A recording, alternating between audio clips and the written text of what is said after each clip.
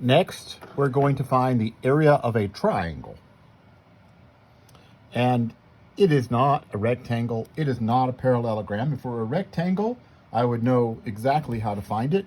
We learned in the last video, if I had a parallelogram, I would just multiply the base times the height, which is right angles across it. Right? It has to make right angles. It can't be this slanted height on the edge, but it's the base times that height. But this is not a parallelogram. It is not a rectangle, clearly. It doesn't have enough sides to be a rectangle or a parallelogram. So what I'm going to do is magically copy that triangle. And then I'm going to kind of rotate it around. And I'm just going to put it right there. Notice that what I now have is a parallelogram. And a parallelogram, if I talk about the base, there's the base, there's the height, has to make a right angle. If that were a parallelogram, its area would be base times height. Base times height. It's not a parallelogram, though. And in fact, this parallelogram is two copies of my triangle. And the area of this whole parallelogram is base times height. So that means half of it would be the area of my triangle. And so the area formula for a triangle is 1/2 the base times the height. Any side can act as the base.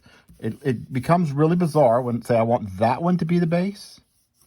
Where's the height? Let's see. If I were to try to make the parallelogram out of that,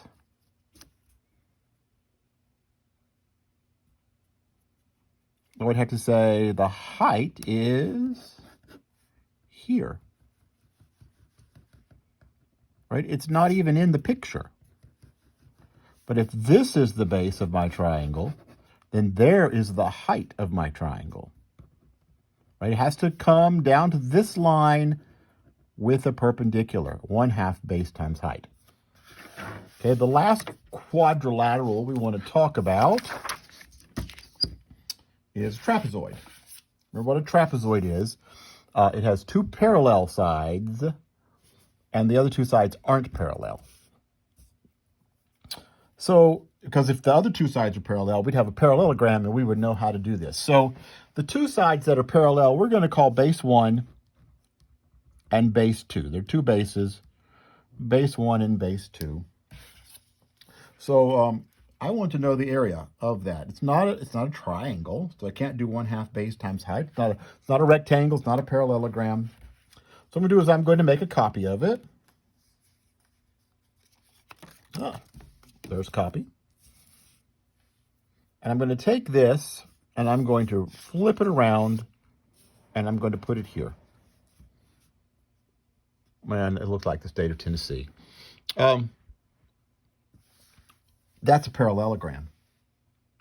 And I know the area of a parallelogram is base times height. But notice the base of this parallelogram is base 1 and base 2 added together, all the way across there. When I put trapezoids like that, there's the first base, there's the other base. The base of this parallelogram is base 1 plus base 2. And the height it's just going to be whatever this perpendicular distance across the trapezoid is, from one base to the other base with a perpendicular line. That would be the height of the parallelogram. Base 1 plus base 2 times height, right? The area of a parallelogram is base times height. So the area of this parallelogram is base. The base here is the base of the trapezoid plus the other base of the trapezoid. The height, same as the height of the trapezoid. But remember, that's two trapezoids, so the area of my one trapezoid would be half of that. So I'm going to, in the next video, do some example problems.